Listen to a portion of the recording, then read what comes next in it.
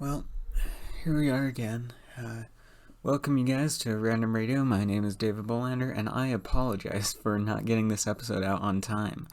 I could make 1,000 excuses, and I'm only going to make one big one for now, and that is I forgot. in the midst of the new year, I may or may not have forgotten to record a podcast episode Sunday night. And then today is Monday, and I realized, oh, I still haven't done that. I need to do that tonight. So I am going to record this tonight and either post it tonight or tomorrow morning, which would then be Tuesday the 3rd. But anyway, don't worry. And by the way, the reason why I'm doing it and not just letting it pass is because, if here's my reasoning, okay? If I don't do it today, or rather tonight, I'm not going to do another podcast episode ever. It's not going to happen. And that's just because I'm a lazy person generally, and so I know if I let it go once, I'm going to have to let it go multiple times, and I don't really want that, and so I don't know. That's what I'm going off of, and so this is how we're doing things now. But anyway, so I have two main topics I want to talk about, and we'll see how long this video gets, but so the first one that I wanted to talk about, and we might not get to both of them, by the way, I might just save the second one for another one, but while I have this topic fresh in my mind, let's talk about friend groups, okay? Like, those things that you had in high school or elementary school or even middle school where you and your friends formed a little bit of a group that was just kind of like, like it's hard to describe. Like, if you were to well, you all know what I'm talking about, right? It's where like a bunch of friends get together into a group consistently, right? Well, I don't really have one of those, and there are a few reasons for that, mostly due to the fact that I'm not really a people person, and also I have major social anxiety, and I generally don't particularly enjoy being around lots of people. And so I enjoy having one-on-one discussions with like one or two friends, but I cannot do social groups for very long without getting totally burnt out, which happens a lot more than you could imagine. But anyway, social groups or friend groups, whatever you want to call it. So the as I said, I don't really have any friend groups, but I honestly I've had this I've had that particular thing accepted for probably about a year now. Actually, I'm pretty sure that so flashback, okay? It was the first trimester of my sophomore year, right? Speech class, a kid tells me, because we had a podcast project for our speech class, and he says, "Hey, you have like a really, really good podcasting voice." So I was like, "Oh, thank you." And so, one thing led to another, and here I am having a podcast. And, where was I going with this? I keep forgetting where I'm going with any of this, but anyway, so you wouldn't, like me having a podcast, you wouldn't imagine that I would be, that I would have insane social anxiety. You'd imagine that I would be like, I don't know, semi-normal and I say normal in air quotes because I mean like, that awkward person. Whenever you think of social anxiety, you think of the person who just can't deal with people, and for the most part, that's honestly me. But I mean, like, it's to a degree that I can control it, and I can manipulate how it works and when it works, to a degree. But I mostly don't like talking to people, or I don't like, approaching people just because, I don't know. One, then they always tend to waste time, and two, then I don't know. I just can't handle people for too terribly long. I usually like to just honestly, I'd rather be sitting in my room recording a podcast than going out and talking to all my friends. And yes, believe me, I do have plenty of friends, and I'm so happy with that. I'm honestly really happy with where I am in my friend group and my social group and everything. I'm really happy with where I am because I mean, like, I have lots of one-on-one friends that I can talk to, and if I need to gather them to go all together, then I'm sure that they would be happy to. And so don't think that I'm like a sad, lonely person, because to me, being what most people would call lonely is normally just like, I don't know, that's like my peace and quiet. That's my peace. Where I find my, like, that's where I function best, right?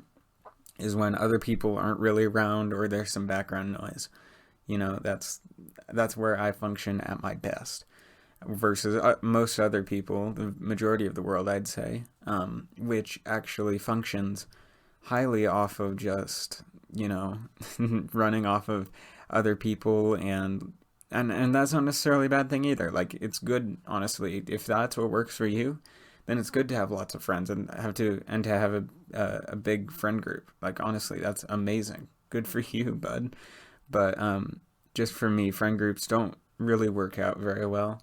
And believe me, that took me a year and a third to or a year and a quarter, actually, or 1.25 years to probably actually figure that out, and to figure out, I don't really like having friends. And like, that sounds like a super sad thing, but honestly, it's amazing. At least for me, and for, I guess, people like me, and from my friends that are like this, and they're like, yeah, I don't really like talking to lots of people too, so I just have a few one-on-one friends, and that's what I'm happy with. And in all genuinity, whatever that word would be.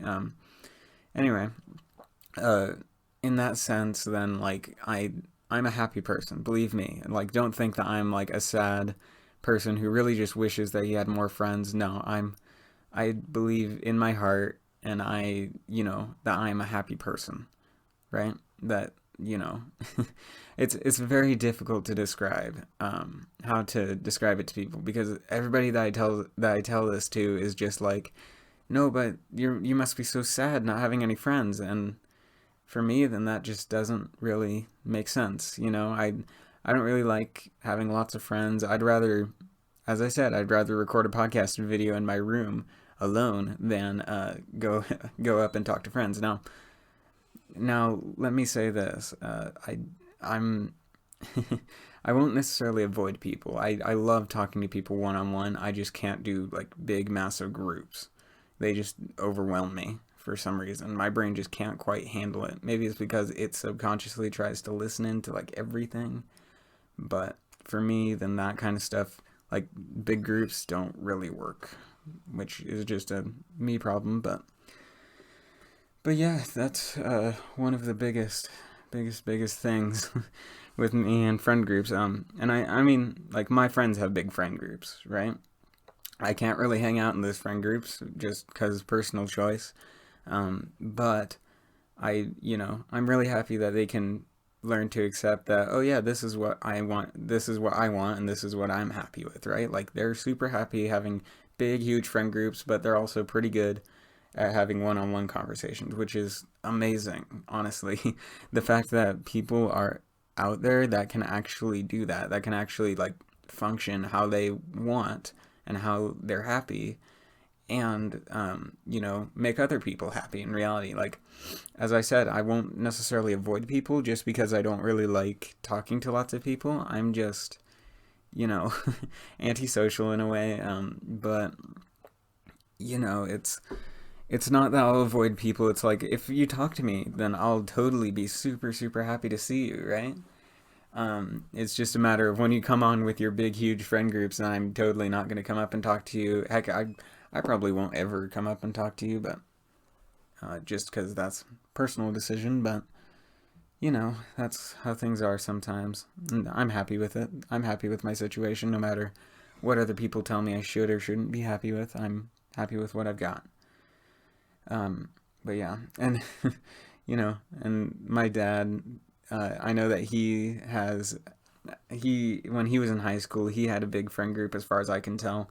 Though he was decently similar to me, and this is all just from what I can gather. I'm probably totally wrong in that, but you know that he's, I don't know, similar, I guess, to me.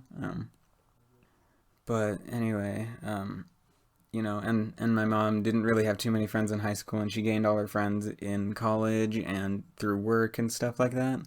And so that's what I'm currently working on. Well, no, not necessarily. I have my friends, and I'm happy with the friends I have, and that's not a lie that I'm telling to myself, okay?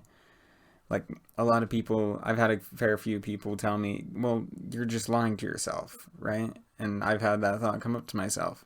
And so I did a lot of huge, massive introspection that really took a lot longer than it should have.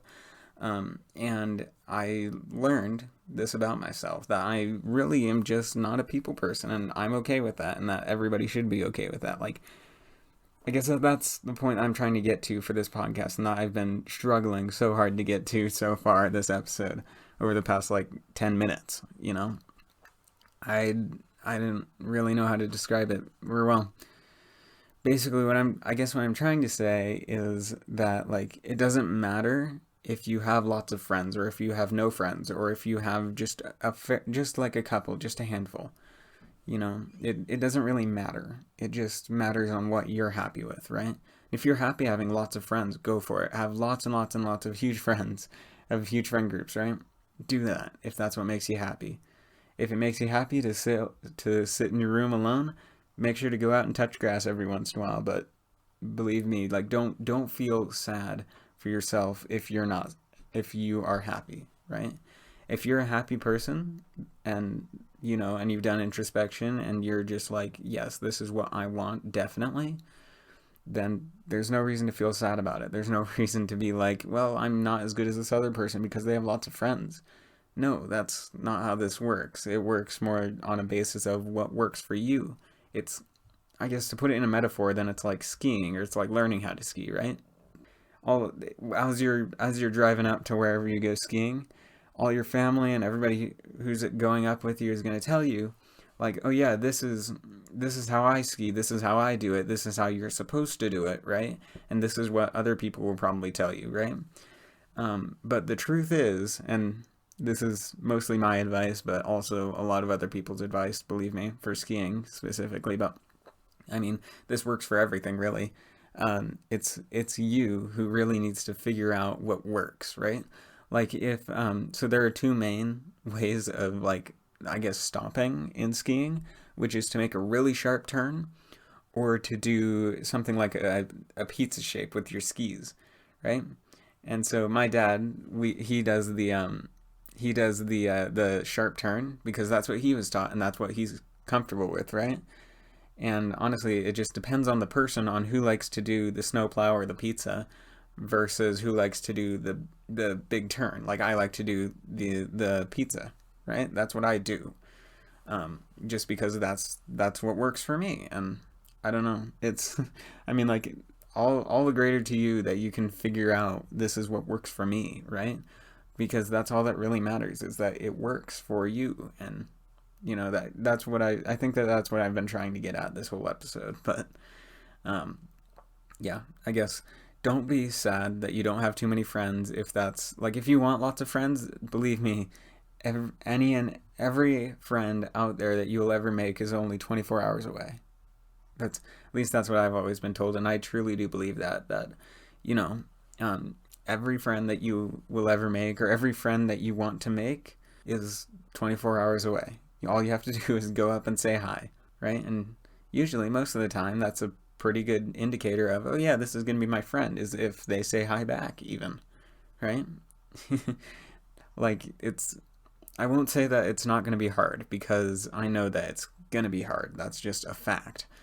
Um, but in my experience, then it's been better if you're happy not having many friends versus getting lots of friends and realizing you're not happy, right? That's been my experience, and I guess that's kind of the whole point of this project of this podcast is just that I can share my experiences with you because I've been told I've had some very unique experiences with how things work.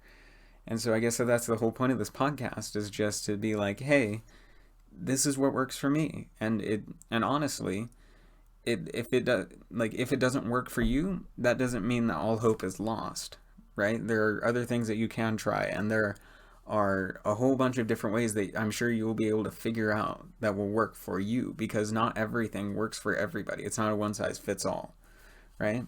Especially in the way of mental health, like it, and even more so in the way of social health. Like, it's not a one size fits all. It's a, this is what I want and this is what I'm happy with, right? And I mean, to a decent extent, then that is 100% true. That, it's better to be happy than it is to have more, right? And that has been proven through multiple different legends, stories, and it's also been proven in real life. Like, believe me, I'm a living testament to that. That, it's better to be happy than it is to have the most, right? And if making other people around you makes you happy, then make other people around you happy, and all the better to you. And I mean, like, if making it, and here's where it reaches the extent where if it makes other people miserable, or it makes, if you make other people miserable, it makes you happy. That's where it reaches kind of an extent, and at that point, then you need to probably go into therapy, just because there are things that we can do to help with that. Because just know that it's not okay to, I guess I'm trying to ward off any serial killers or, psychopaths. And I mean psychopath by the technical definition, not by the media definition, right? Which means, like, so the media definition is just like an absolutely insane person that is just totally hell bent on killing people, which is not really the case. A psychopath is somebody who is antisocial, and they actually don't find any, like, they find enjoyment in hurting people, and they in most cases, at least, that's not in every case, but in most cases, then that is,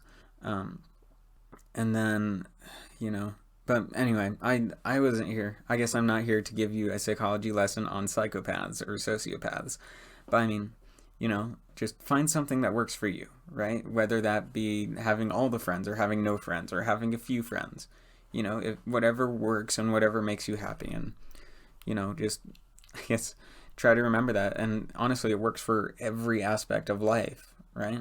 And I'm not going to put it into an example because we're almost 20 minutes long on this episode, which is insane. But, I guess have a good day, or night, or whenever you're listening to this, just have a good time. And I hope that you guys had a Merry Christmas and a Happy New Year. I really hope you did, because I totally forgot to post an extra video. I wanted to post an extra video for Christmas and New Year's, but I totally forgot. And so here's how I'm saying it now. Merry Christmas, Happy New Year from before, and I guess be safe, live a happy life. And that's, you guys have been listening to Random Radio, and my name is David Bolander. Thank you guys for listening.